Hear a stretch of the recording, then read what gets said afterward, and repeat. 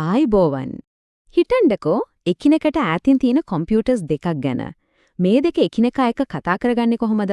එක මැෂින් එකකට තියෙන ප්‍රෝග්‍රෑම් එකකට නෙට්වර්ක් එකේ තවත් මැෂින් එකකට තියෙන ප්‍රෝග්‍රෑම් එකකින් උදව්වක් ඉල්ල ගන්න පුළුවන් විදිහ ගැන තමයි අපි මේ විග්‍රහයෙන් කතා කරන්න යන්නේ.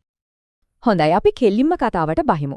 එක කම්පියුටර් එකකින් තව එකකට පොඩි මෙසේජ් එකක් යවන්න එක ලේසි වගේ පේනවට ඩෙවලොපර් කෙනෙක්ට ඇත්තට මේක කොයිතරම් සංකීර්ණ වැඩක්ද? අපි මුලින්ම ඒ පැත්ත ගැන බලමු. මෙන්න බලන්න. මේ ක්ලයන්ට් පැත්ත සර්වර් එකකට කතා කරන්න කලින් කරන්න ඕන දේවල් ටික. සර්වර් එකේ ඇඩ්‍රස් එක දැනගන්න ඕන, පෝට් නම්බර් එක දැනගන්න ඕන, ඊට පස්සේ නෙට්වර්ක් කනෙක්ෂන් එකක්, ඒ කියන්නේ සොකට් එකක් හදන්න ඕන. එතනින් ඉවර නෑ. දත්ත යවන්නයි, බාර ගන්නයි චේද වෙනම ස්ට්‍රීම්ස් දෙකක් හදාගන්න ඕන. හිතන්න මේ ඔක්කොම කරන්නේ පොඩි මැසේජ් එකක් යවන්න කලින්. ඉතින් පේනවනේ සොකට්ස්, data streams මේ හැම දෙයක්ම ඩෙවලොපර් කෙනෙක් අතින් මැනේජ් කරන්න ඕන. පොඩි හරි වැරදීමක් වුණොත් මොකද වෙන්නේ? මුළු කනෙක්ෂන් එකම බිඳ වැටෙනවා. ඒ කියන්නේ මේක හරිම සංකීර්ණයි, වැරදීම් වෙන්න තියෙන ඉඩත් හරිම වැඩි. දැන් අපි කතාවේ අනිත් පැත්ත සර්වර් එක දිහා බලමු. එතනත් කතාවේ වෙනසක් නැහැ. සර්වර් එකට සිද්ධ වෙනව නිතරම අහගෙන ඉන්න කනෙක්ෂන් එකක් එනකම්ම. එකක් ආතු ගම ඒක ඇක්සෙප්ට් කරලා ඒ වැඩේට වෙනම ප්‍රොසෙස් එකක් හදන්නත් ඕනේ. බලන්නකෝ නියම වැඩේට අත ගහන්නත් කලින් කොච්චර කෝඩ් ලියන්න වෙනවද කියලා. ඉතින් මේ හැමදේම එකම එක මැසේජ් එකක් යවන්න විතරයි මේක හරිම අකාර්යක්ෂමයි වගේ නේද? ඇත්තටම අපිට හිතෙනවා මීට වඩා ලේසි ක්‍රමයක් නැද්ද කියලා. හොඳයි. අනේ ප්‍රශ්නෙට උත්තරේ තමයි අපි දැන් බලන්න යන්නේ. මේක ඩිස්ට්‍රිබියුටඩ් සිස්ටම්ස් හදන විදිහ සම්පූර්ණයෙන්ම වෙනස් කරපු හරිම බලවත් අදහසක්. අදහස මෙන්න මේකයි. හිතන්න මෙහෙම. නෙට්වර්ක් එකේ වෙනම මැෂින් එකකේ තියෙන ෆන්ක්ෂන් එකක් කෝල් කරන එක හරියටම තමන්ගේම මැෂින් එකේ තියෙන ෆන්ක්ෂන් එකක් කෝල් කරනවා වගේ දැනුණොත් කොහොමද? අන්න ඒකට තමයි අපි කියන්නේ remote procedure call එහෙමත් නැත්නම් RPC කියලා. සරලවම කිව්වොත් අපි අර කලින් දැකපු ඔක්කොම සංකීර්ණ නෙට්වර්ක් කෝඩ් ටික සම්පූර්ණයෙන්ම අපෙන් හංගලා දාන අපූර්ව ක්‍රමයක් තමයි මේ. මෙන්න බලන්න මේ වෙනස. වම් පැත්තේ තියෙන අපි කතා කරපු සොකට් කෝඩ් එකේ පේලි ගොඩ. දකුණු පැත්තේ එකම එක පේලියයි result equals remote calculator.add53 බලන්න කොච්චර පිරිසිදුද කොච්චර සරලද කියලා. හැබැයි ඉතින් ප්‍රශ්නයක් එනවා මේක ඇත්තටම local call එකක් නෙවෙයිනේ. එහෙනම් මේ මායාව මේ illusion එක වැඩ කරන්නේ කොහොමද? හොඳයි. ඒකට හේතුව තමයි මේක පිටිපස්සේ තියෙන මායාව. RPC මේ seamless අත්දැකීම අපිට දෙන්න ප්‍රධාන කොටස් දෙකක් පාවිච්චි කරනවා. stubs සහ skeletons.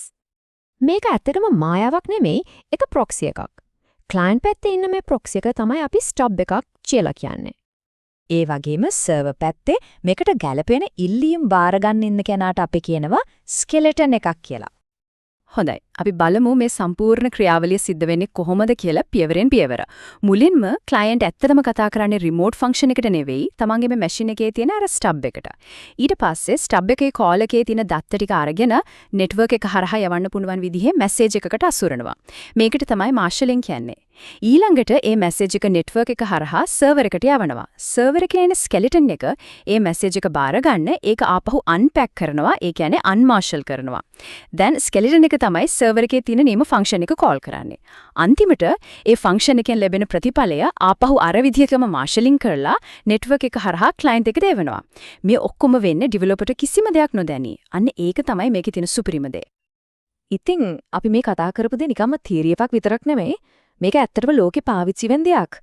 බලන්න මේ කෝබක් හේතය. මේකෙන් ඒ ක්‍රියාවලිය ඇත්තටම සිද්ධ වෙන විදිහට හොන්න උදාහරණයක් දෙනවා. මෙන්න මේ කෝඩ් එකේ තියෙන කමෙන්ට් එක බලන්න. XYZ impl base is generated by ideal compiler. මේකෙන් කියන්නේ මොකක්ද? මේ base class එක කියන්නේ අර අපි කතා කරපු auto generate වෙච්ච stub/skeleton එකම තමයි. ඒ කියන්නේ developer වෙනුවෙන් අර අමාරු network වැඩ ටික ඔක්කොම කරලා දෙන්නේ මෙන්න මේකින්. හොඳයි. අපි දැන් බලමු මේ RPC කියන මූලික පැටර්න් එක ඇත්ත ලෝකේ තියෙන වෙනත් ටෙක්නොලොජිස් වල කොහොමද පාවිච්චි වෙන්නේ කියලා. Java එක වැඩ කරන අය නම් RMI ගැන අහලා ඇති. Remote Method Invocation. මේක RPC මූලධර්ම වලට නියම උදාහරණයක්. සරලවම එක Java object එකට පුළුවන් network එකේ තියෙන තවත් Java object එකක method එකක් call කරන්න. හරියට තමන්ගේම method එකක් call කරනවා වගේමයි. හැබැයි මේක Java වලට විතරක් සීමා වුණ දෙයක් නෙමේ. අපි අද පාවිච්චි කරන ගොඩක් වෙබ් සර්විසස් පිටිපස්සේ තියෙන්නේ මේ RPC කියන අදහසම තමයි. උදාහරණයක් ගත්තොත් SOAP web services. එතනදී request එකක් කියන්නේ ඇත්තටම XML format එකකින් ඔතපු RPC call එකක් තමයි web එක හරහා යවන්නේ. ඉතින් මේ RPC කියන abstraction එක ඇත්තටම වැදගත් වෙන්නේ ඇයි? මේ හැම දෙයකම අපිට ගන්න පුළුවන් ලොකුම දේ මොකක්ද? ප්‍රධානම වාසිය තමයි location transparency. ඒ කියන්නේ මොකද්ද? ඒ කියන්නේ developer කෙනෙක්ට Taman ලියන කෝඩ් එක දුවන්නේ Tamanගේ machine එකේද network එකේ වෙන කොහේ හරිද කියලා වද වෙන්න ඕනේ නැහැ. ඒ දෙකේ කිසිම වෙනසක් දැනෙන්නේ නැති එක. ඉතින් මේකේ වාසි සාරාංශයක් විදිහට ගත්තොත් එකක් මේකෙන් distributed programming ගොඩක් සරල වෙනවා. අර network එකේ තියෙන ඔක්කොම සංකීර්ණ දේවල් අපෙන් හැංගෙනවා. ඒ නිසා developers-ලාට පුළුවන් business logic එක, ඒ කියන්නේ නියම වැඩේ ගැන විතරක් අවධානය යොමු කරන්න. ඇත්තටම මේක අද තියෙන ගොඩක් system වලට මූලික වෙච්ච pattern එකක්. ඉතින් RPC අපිට ඉගන්නවා network එක හංගන විදිය. එහෙනම් පරිගණක විද්‍යාවේ ඊළඟට එන මහා abstraction එක, ඒ කියන්නේ ඊළඟට අපේ වැඩ ලේසි කරන ලොකුම අදහස මොකක් වේද කියලා හිතන්න මේක හොඳ අවස්ථාවක්.